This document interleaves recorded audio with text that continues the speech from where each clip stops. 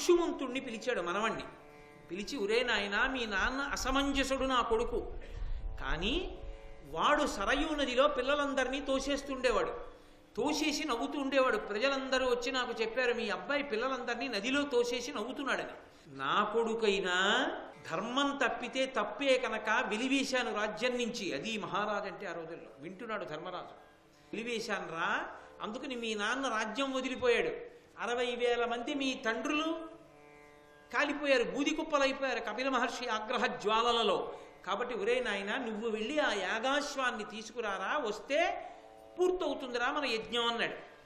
అంటే అప్పుడు అంశుమంతుడు బయలుదేరి ఈ ఎండిపోయినటువంటి సముద్రాల యందు సగరులు తవ్వినటువంటి గోతుల గుండా పాతాళలోకాన్ని చేరి కపిల మహర్షి ఆశ్రమానికి వెళ్ళి కపిల మహర్షికి నమస్కరించి వినయంతో భక్తితో ఆయనకి అంజలి ఘటించి గుర్రాన్ని తీసుకెళ్ళిపోతానని అడిగారు. చాలా సంతోషించి, ఒరే నాయన, నీ వంశంలో పుట్టినటువంటి వాడు సాగరములు నిండడానికి కారణమవుతాడు, మళ్ళీ నువ్వు ఈ యజ్ఞం పూర్తవడానికి కారణమవుతావు, కాబట్టి తీసుకువెళ్ళు అన్నారు. అప్పుడు ఆ గుర్రాన్ని తీసుకుని మళ్ళీ ఆ అంశుమంతుడు సగరుడు యజ్ఞం చేస్తున్న ప్రదేశానికి వచ్చి యజ్ఞాన్ని పూర్తి చేయించాడు.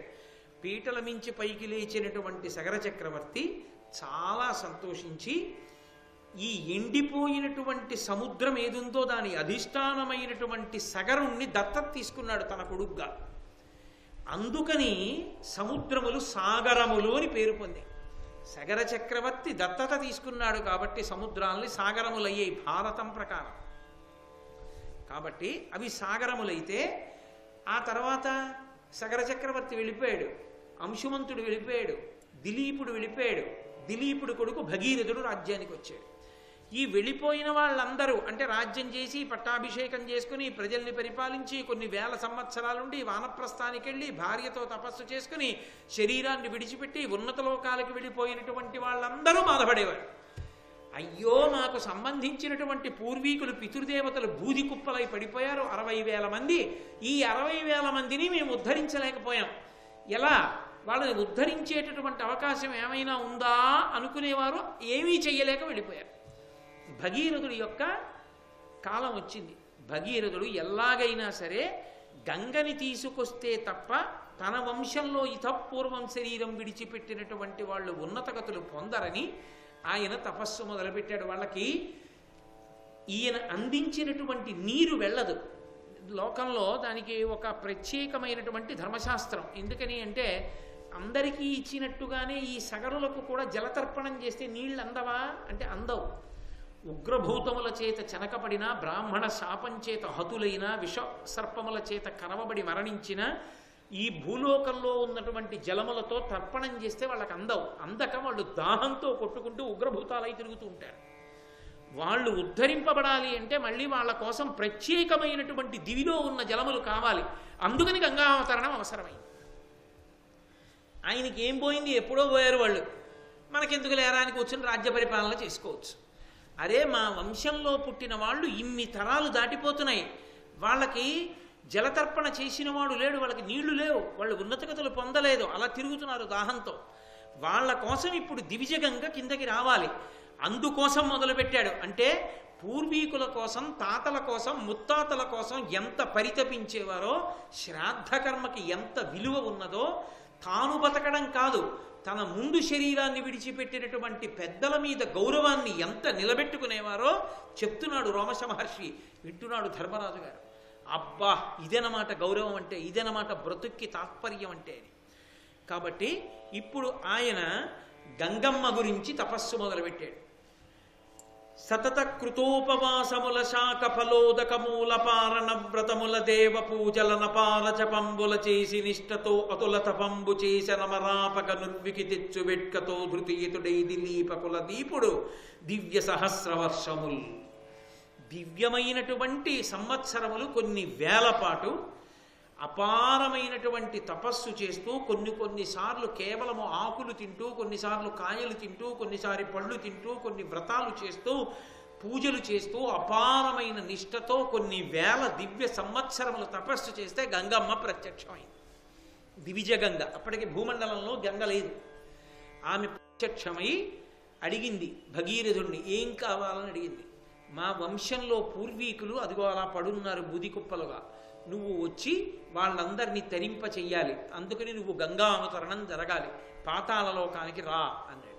అంటే ఆవిడంది, నేను ఆకాశంలోంచి వడులతో సుడులతో ప్రవాహంతో పడిపోతే ఈ భూమి అంతా కూడా స్వరూపాన్ని కోల్పోతుంది, తట్టుకోలేదు. అందుకని నన్ను భరించగలిగిన వాడు ఒకడు ఉండాలి మధ్యలో, నన్ను భరించగలిగిన వాడు పరమశివుడు ఒక్కడే. కాబట్టి నువ్వు పరమశివుణ్ణి వేడుకో, ఆయన వచ్చి నించుంటానంటే గంగావతరణం జరుగుతుంది అన్నాడు. అంటే మళ్ళీ భగీరథుడు వెళ్ళి పరమశివుడి గురించి తపస్సు చేసి ఆయన్ని వేడుకున్నాడు. అంగీకరించాడు పరమశివుడు. వచ్చి ఆయన హిమవత్ పర్వత ప్రాంతమునందు నించున్నాడు. ఇలకున్ గంగ తరంగ సంగతులతో నీతించే ఆశాంతరంబులు ఆకాశము కప్పుచుందగ మహాభూత ప్రపంచంబుతో చెలువైయుండగదానినీశ్వరుడు దాల్చన్ సంగతోత్తుంగ పింగళ జూటాగ్రమునందు పద్మదళ సంకాశంబుగా లీలతో. అరుణజటేశ్వరుడు అన్న పేరు ఈ పద్యంలోంచి వచ్చింది. ఆయన హిమావత్ పర్వత ప్రాంతం మీద నించుని పెద్ద జటాజూటాన్ని విప్పి నించుంటే ఆ మొసళ్లతో పాములతో ఎండ్రకాయలతో చేపలతో గంగమ్మ ఆకాశం నుంచి తెల్లటి తామర పూల పరంపర పడినట్టుగా పడుతుంటే దాన్ని పరమశివుడు పట్టాడు. ఆ పరమశివుని శరీరానికి తగిలి ఆయన యొక్క జటాజూటం ఎర్రగా కనపడుతుంటే అక్కడి నుంచి ఆయన ఒంటినంతటిని తడుపుతూ కింద పడి గంగా ప్రవాహం భగీరథుడి వెంట బయలుదేరి పాతాళలోకానికి చేరి ఆ పాతాళలోకంలో ఉన్నటువంటి సగర చక్రవర్తి యొక్క కుమారులైన 60,000 మంది సగరుల యొక్క శరీరములు కాలిపోయినప్పుడు ఏర్పడినటువంటి బూది కుప్పల మించి ప్రవహిస్తూ వెళ్ళిన కారణం చేత సగరులకు జలతర్పణం లభించి వాళ్ళు ఉన్నత లోకాల్ని పొందారు. భగీరథుడి వెంట గంగ వచ్చింది కాబట్టి భాగీరథి అని భూలోకంలో పిలువబడింది. ఈ వచ్చినటువంటి గంగా ప్రవాహాన్నంతటినీ కూడా పరమేశ్వరుడు నిర్ణయం చేశాడు బ్రహ్మగారు. ఈ గంగా ప్రవాహం అంతా కూడా చిట్ట చివరికి వెళ్ళిపోయి ఎక్కడ గోతులు తవ్వితే ఎక్కడ సాగరముల యందు అగస్త్య మహర్షి వెళ్ళి నీళ్లు తాగేస్తే నీళ్లు ఇంకిపోయాయో అక్కడికి వెళ్ళి గంగాజలములన్నీ పడిపోవాలి. ఈ గంగా నదీ జలములతో పాటు ఇతర నదీ జలములన్నీ కూడా సాగరమునందు కలిసిపోతాయి. ఈ నదీ జలములన్నీ సాగరంలో పడిపోతే మళ్ళీ సాగరములు నీటితో నిండిపోతాయి అన్నాడు. భగీరథుడి కారణంగా వచ్చినటువంటి గంగ యొక్క జలములు చిట్ట చివరికి సాగరాన్ని చేరుకున్నాయి. చేరుకున్న కారణము చేత సాగరము మళ్ళీ నీటితో నిండిపోయింది. సాగరులకు సద్గతిగా సాగరమున కట్లు సలిల సంపూర్ణముగా భూగతయై భాగీరథి భాగీరథ కీర్తి భువన పంక్తుల నించెన్.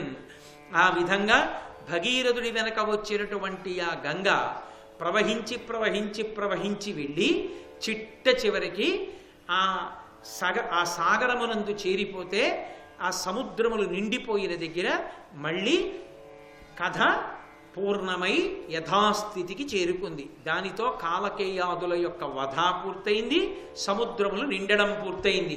ఇంత కథ నడవడానికి కారణం అదిగో అగస్త్య మహర్షయ, ఆయన వలన ఇంత పెద్ద కథ నడిచింది. అంతటి మహానుభావుడయ్యా అగస్త్యుడంటే అదిగో అగస్త్యుడు నివసించినటువంటి ఆశ్రమం. వెళ్ళి అక్కడ కూర్చుని చక్కగా ఆచమనం చేసి కాసేపు జపం చేసుకొని సాత్వికాహారం తీసుకో. అటువంటి మహానుభావుడు తిరుగాడిన ఆశ్రమ ప్రాంగణంలో తిరగడం కూడా జీవితానికి అద్భుతమైనటువంటి ఉన్నతి. కాబట్టి నువ్వు అక్కడికి వెళ్ళవలసింది అని ధర్మరాజు గారికి చెప్తే పరమ సంతోషంగా ధర్మరాజు గారు అగస్త్యాశ్రమ సందర్శనాన్ని చేశారు. ఇది విశ్వామిత్రుని ఆస్పదము, ఇది కౌశికి అనంగ బరగిన ఇది అల్లది ఋష్యుశృంగుడను ముని రథము అనవుడు ధర్మతనయుడ ముని కనియన్. మహానుభావుడైనటువంటి రోమశ మహర్షి ధర్మరాజు గారిని తీర్థయాత్రకి తీసుకెళ్ళినటువంటి వాడై ఆయనతో పలుకుతున్నాడు. ఇది విశ్వామిత్రుని యొక్క ఆశ్రమం. ఇది విశ్వామిత్రుని యొక్క సోదరి అయినటువంటి సత్యవతీదేవి కౌశికి అనేటటువంటి పేరుతో ఏర్పడినటువంటి నది అని. విశ్వామిత్రుని యొక్క జీవితం చాలా అత్యద్భుతమైనటువంటి జీవితం. వాటి ప్రసంగంలోనే బహుశः విశ్వామిత్ర జననములకు కారణమైనటువంటి విశేషం ఒకటి వస్తుంది. క్షత్రియ వంశంలో జన్మించినప్పటికీ కూడా అపారమైనటువంటి బ్రహ్మతేజస్సుని పొందినటువంటి వాడు మహానుభావుడు బ్రహ్మర్షి. శ్రీరామాయణంలో రామచంద్రమూర్తిని తీర్చిదిద్దినటువంటి గురువు. అంతటి మహానుభావుడు. ఆయన పేరు స్మరిస్తే చాలు పాపాలు నశించిపోతాయి. అంత గొప్పవాడు ఆయన. రామచంద్రమూర్తితో ఒకసారి చెప్పుకున్నాడు, సశరీరాగతా స్వర్గం భర్తారమనువర్తిని కౌశికీ పరమోదార ప్రవృత్తాచ మహానది అని చెప్పాడు. నా సోదరి పేరు కౌశికి, ఆమె పేరు సత్యవతి. ఆమె కౌశికి అనబడేటటువంటి నదిగా ఏర్పడింది. ఆమె నా బావగారు, ఆమెకి భర్త అయినటువంటి రుచీకుడితో కలిసి సశరీరంగా స్వర్గానికి వెళ్ళింది. ఆమె మహాపతివ్రత. దివ్యా పుణ్యోదక రమ్యా హిమవంతముపాశ్రిత లోకస్య హితకామార్థం ప్రవృత్తా భగినీ మమ. ఆమె దివ్యమైనటువంటి పుణ్యమైనటువంటి ఉదకములు కలిగినటువంటి నదీస్వరూపాన్ని కూడా పొందింది. ఆమె హిమవంతముపాశ్రిత, హిమవత్ పర్వతమును ఆశ్రయించి ప్రవహిస్తూ ఉంటుంది. లోకస్య హితకామార్థం ప్రవృత్తా భగినీ మమ. మమ భగిని, నా యొక్క సోదరి అయినటువంటి ఆ సత్యవతీదేవి లోకస్య హితకామార్థం, లోకము యొక్క క్షేమమును కోరినదై ఒక నదీ స్వరూపాన్ని పొందింది. తతోహం హిమవత్పార్శ్వే వసామి నిరత సుఖం భగిన్యాం స్నేహ సంయుక్త కౌశిన్యాం రఘునందన. రఘునందన అంటే, ఓ రామ, నేను నా చెల్లెలైనటువంటి సత్యవతీదేవి పట్ల విశేషమైనటువంటి ప్రేమ కలిగిన వాడను.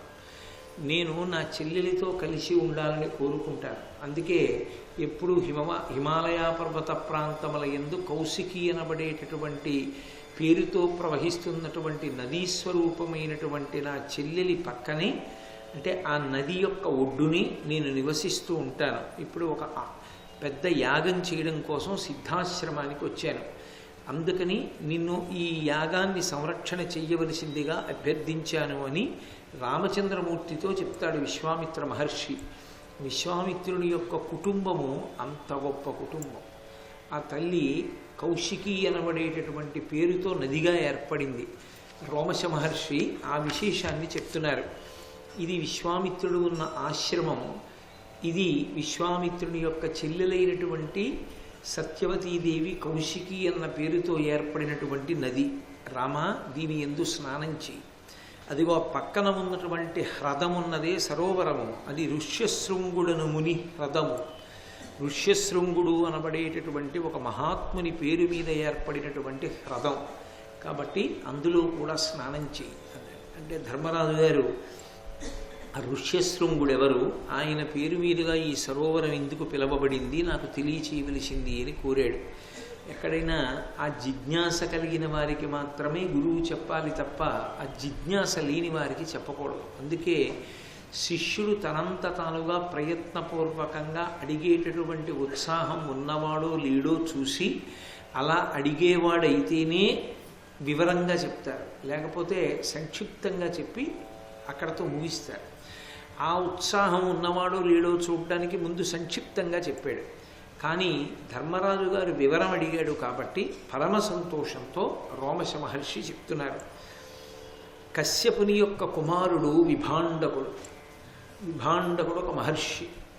ఆ విభాండక మహర్షి యొక్క కుమారుడు ఋష్యశృంగ మహర్షి. లోకంలో ఎందరో మహర్షులు ఉన్నారు, కానీ ఋష్యశృంగ మహర్షి ఒక్కని యొక్క స్థితి వేరు. ఆయనలా ఎవరు ఉండరు లోకంలో. అంత అసాధారణమైన స్థితిలో ఉద్భవించాడు, అంత అసాధారణమైన రీతిలో పెరిగి పెద్దవాడయ్యాడు. అసలు ఋష్యశృంగుని యొక్క విశేషాన్ని చెప్పడంలో నన్నయ్య గారు పరకాయ ప్రవేశమే చేశారా అనిపిస్తుంది. ఆ పద్యరచన చూస్తే అంత అద్భుతమైనటువంటి రచన చేసి తెలుగు జాతికి కానుకగా అందించారు మహానుభావుడు. ఆ కశ్యపుని కొడుకైనటువంటి విభాండకుడు ఎప్పుడూ కూడా బ్రహ్మతేజస్సుతో వర్ధిల్లుతూ ఆయన తపస్సు చేస్తుండేవాడు. అటువంటి విభాండకుడు ఒక రోజున స్నానం చెయ్యడం కోసమని వెళ్ళాడు. ఆయన స్నానం చేస్తూ ఉండగా ఊర్వశి కనపడింది. స్నానము చల్లటి నీటి స్నానం, అందున పవిత్రమైనటువంటి నదీ స్నానము కామమునకు వ్యతిరేకమైనది.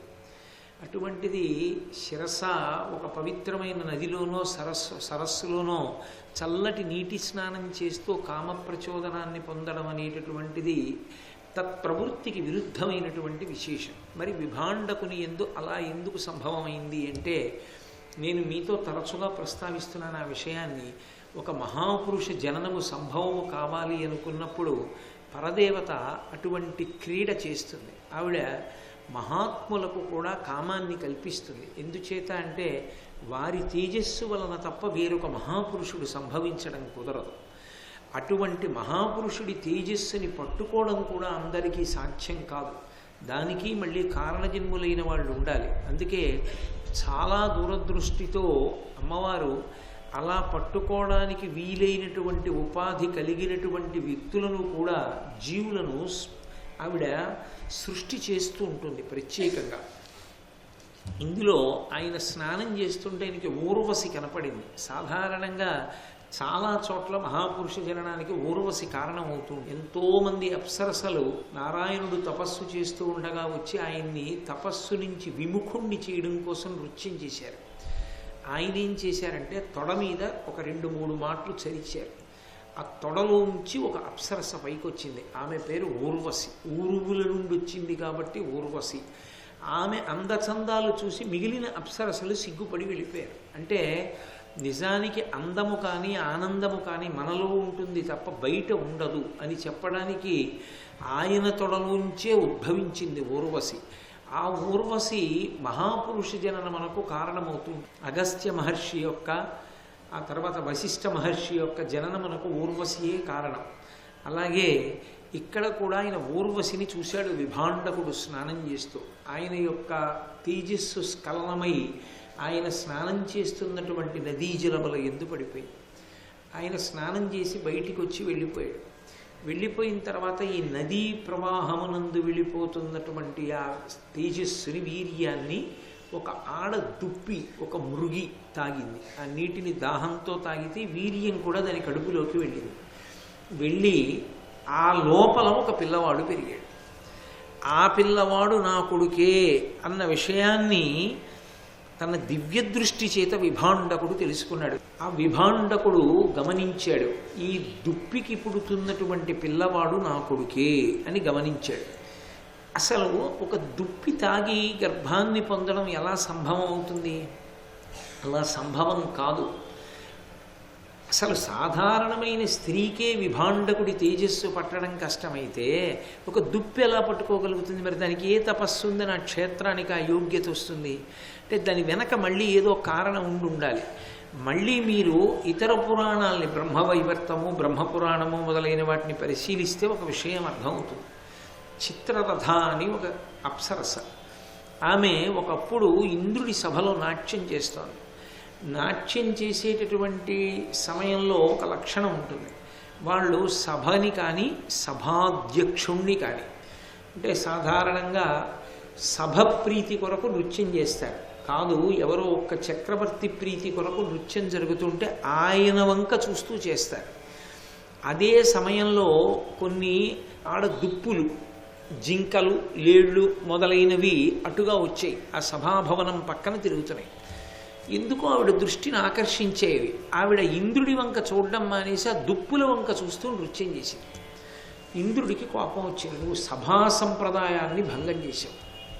నృత్యం చేసేటప్పుడు ఎవరిని చూస్తూ చెయ్యాలో వాళ్ళని కాకుండా నీ మనసు దేనికి రంజిల్లిందో అటు చూసావు.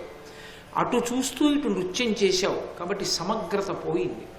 పోయింది కాబట్టి దేని యందు మనసు పెట్టి నువ్వు సభా సంప్రదాయాన్ని ఉల్లంఘన చేశావో, ఆ కళకి అగౌరవం చేశావో, ఆ ప్రాణిగానే నువ్వు జన్మించు అన్నాడు.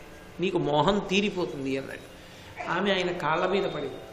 నిజమే, నేను చూసిన మాట వాస్తవమే, కానీ నేను దుప్పిగా వెళ్ళడానికి ఇబ్బంది కదా, ఏ బాణం చేతనో చచ్చిపోవాలి అంటే ఆయన అన్నాడు, కాదు, నువ్వు ఒక కారణ జన్ముడికి జన్మనిస్తావు. నువ్వు వెళ్ళినటువంటి కారణం చేత విభాండకుని యొక్క తేజస్సును నువ్వు స్వీకరిస్తావు. ఎందుకని? విభాండకుని యొక్క తేజస్సు అంటే సామాన్యం కాదు. ఒక మహాపురుష జననమునకు అటువంటి మహా తేజస్సు కలిగినటువంటి వారు, అటువంటి బ్రహ్మ తేజస్సు ఉన్నవారు, నిరంతరము బ్రహ్మమునందు రమించగలిగినటువంటి వాళ్ళే ఉండాలి. అందుకే ఆయన పేరే విభాండకుడు. భాండం అంటే శరీరము, విభాండకుడు ఈ శరీరమునందు భ్రాంతి లేనివాడు, నిరంతరము ఆత్మనందు రమించేవాడు. ఆత్మగా రమించేవాడికి కామప్రచోదనం ఏమిటి? ఆయనకి స్నానం చేస్తుంటే ప్రచోదనం అవ్వడం ఏమిటి? ఊర్వశిని చూసి ఆయనకి రేతస్ఖలనం అవ్వడం ఏమిటి? అంటే ఒక మహాపురుష జననములకు కావలసిన ప్రాతిపదికని పరదేవత వేస్తోంది అని గుర్తు. అటువంటి మహాపురుషుడు పుడితే తప్ప ఎన్నో కార్యములు సమకూడవు. సర్వం శ్రీ ఉమామహేశ్వర పరబ్రహ్మార్పణమస్తు. స్వస్తి.